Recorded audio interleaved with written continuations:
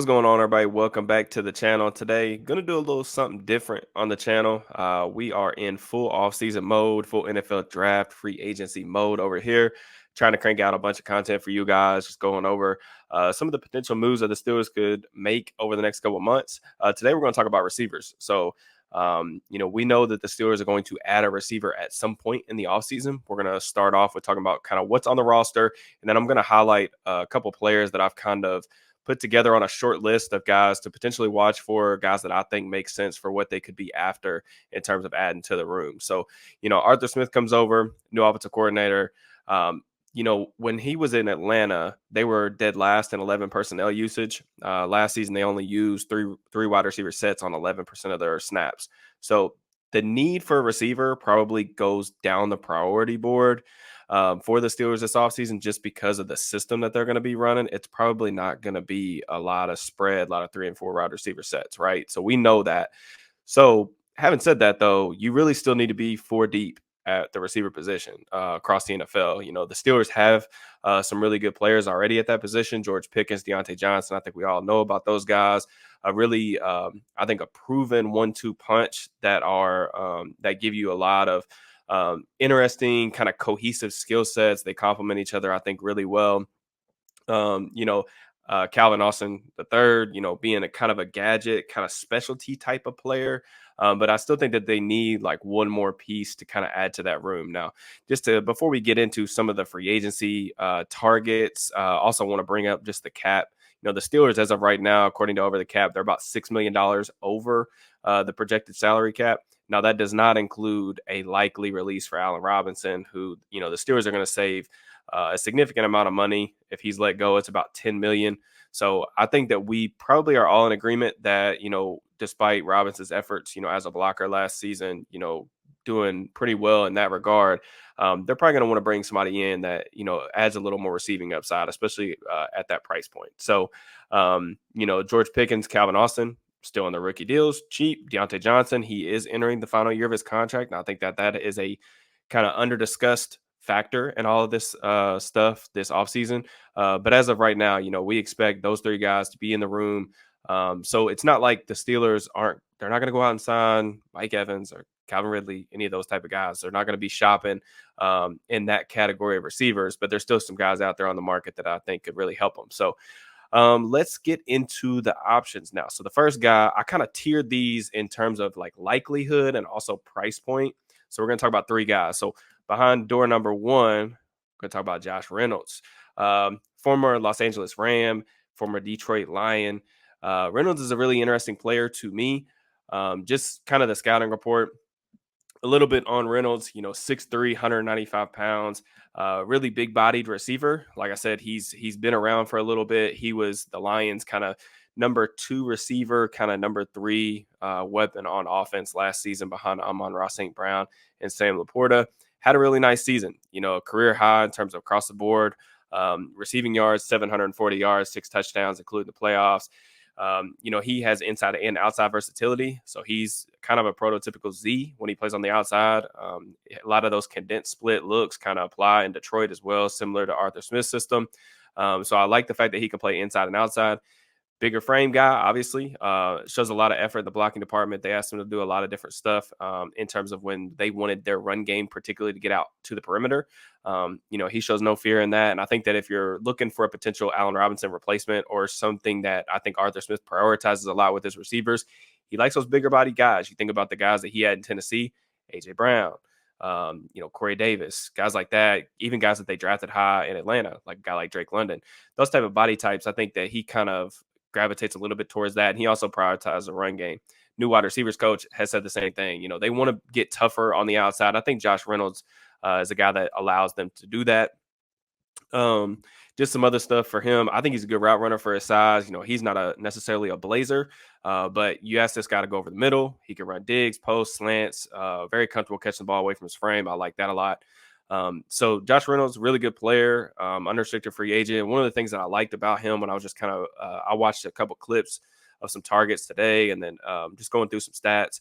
In the red zone last year, he had 12 targets, caught 6 balls and 4 touchdowns. I think for the Steelers in particular, the Steelers offense, 27th, I think, in red zone efficiency last year. So they're going to need somebody to add a little bit of, juice down in the red zone. And, I think that like I said, this isn't, or none of these names are going to be guys that are necessarily going to, become like number one or number two targets in the offense. But I do think that they give you a nice boost in terms of improving the offense.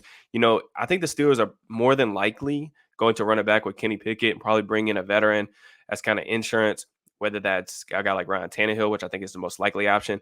But if you're not going to improve the quarterback situation, you're not going to have a guy under center that's going to elevate others. I think you got to continue to surround him with really complementary pieces to make sure you have enough firepower. So just one of the really best references that I can think of in the offseason, something that I really like looking at is Brad Spielberg from PFF. He does kind of market adjustment, market predictions for free agency. He has Josh Reynolds predicted at a 2-year contract at $5.2 million average per year. I think that that's pretty much spot on. It's right around the market of what you would probably pay, kind of a number 3 target, number 3 receiver. Like I said, only 29 years old. Is still a really good player. I really like, like I said, the toughness, the physicality for him. I know that he finished the season, in the playoffs. He had a little bit of a rough game against San Fran, a couple bad drops, but this is a really reliable player, and probably at the very top, this is the most that I could probably see them spending on a receiver in free agency, and it's also probably the best player that I could see them realistically having a shot at getting or pursuing. So just a lot of fits there. So let's go to the second option here behind door number 2, Noah Brown from the Texans. So Noah Brown, another guy, shout out to Nick Fairball. He was actually the first person that I saw kind of talking about Noah Brown on Twitter. But I do think that this makes a ton of sense. As soon as I saw him tweet about this name, I immediately thought about when they played the Texans last year. One of the things I just could not get over, the Texans receivers, man, Nico Collins, Noah Brown, they get after it in the run blocking game. And I absolutely love that. Noah Brown, 6'2", 215 pounds. This is a really, really big dude. Former 7th-round pick out of Ohio State. This is a guy who's gotten like a little bit better, I feel like, over the course of his career, has been, a depth player for, the majority of his career. He started in Dallas before moving to Houston last season. But on a per target, like per route run basis, Noah Brown was extremely efficient last year. He earned himself a nice little contract. I think, he caught 33 balls, 567 yards, 2 touchdowns. Pretty good. I mean, for being, the number 3, number 4 guy in that offense. But a lot of the same characteristics: high effort blocker, excels in the scramble drill, over 10 yards per target last year in 2023. That's an exceptional number. Like I said, very low volume, but when they needed him to step up and make plays, he absolutely did that. There's a lot to like with Noah Brown's game, like I said, as a complementary piece.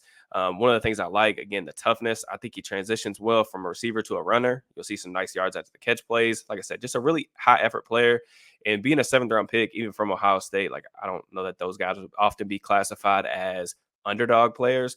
But this is a dude, like whenever he gets this opportunity to go out there and make plays, whether you ask him to block, whether you ask to throw the ball to him, he just seems like he does it. And like one of the best examples of that I could see is like last year when he was stepping in for Nico Collins. He put together a couple just fantastic games, back-to-back games over 150 yards. And maybe my favorite stat of all for Noah Brown, his last 2 games against Cincinnati, he went 7 catches, 172 yards, 5 catches, 91 yards, and a touchdown. Pretty good, man. Hey, anyone who wants to come over here and do that to Cincinnati, I think is definitely somebody that you could potentially target. So he makes a lot of sense. If you kind of look at the projection from Brad for his contract, he's got him down projected 2 years, $3.5 million average per year. I think that is absolutely worth the money for this type of player because you're going to be given very, very low guarantees outside of a signing bonus. Perfect guy to come in, play, inside outside versatility, give you a little juice. And like I said, he's proven the ability. If a guy goes down, one of your number 1, number 2 targets goes down, he can step right in and play. And I like that, just stepping up when called upon. So this last name that I wanted to go over, kind of a well-discussed name on Twitter, but Mack Hollins.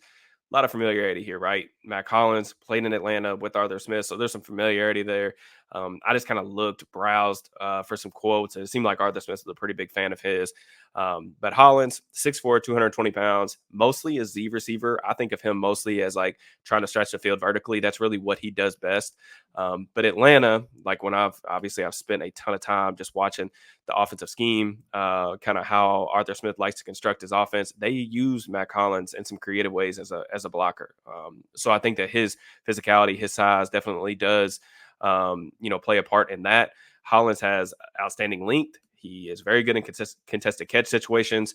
I think that he does show some promise in terms of like beating press coverage, winning down the field vertically, post, go routes. This is a guy that if he gets matched up with a smaller defensive back, like in one-on-one, he can body up smaller corners. That was something I saw him do multiple times, go up, high point the football. But probably the most, I think, maybe noteworthy thing about Matt Collins is he's a 4 phase special teams guy. So he has gunner experience. He has 19 career tackles over the course of his career. It's a guy that was a day 3 pick coming out of North Carolina about, I think it was 2017. I think he's 30 years old now. So another veteran guy, gives you an adult in the room. I think that, like I said, none of these guys are going to come in and give you just really flashy numbers. But I don't think that's really what the Steelers are after. They have their number one, number two guys. They got a nice receiving tight end and Pat Fryermuth.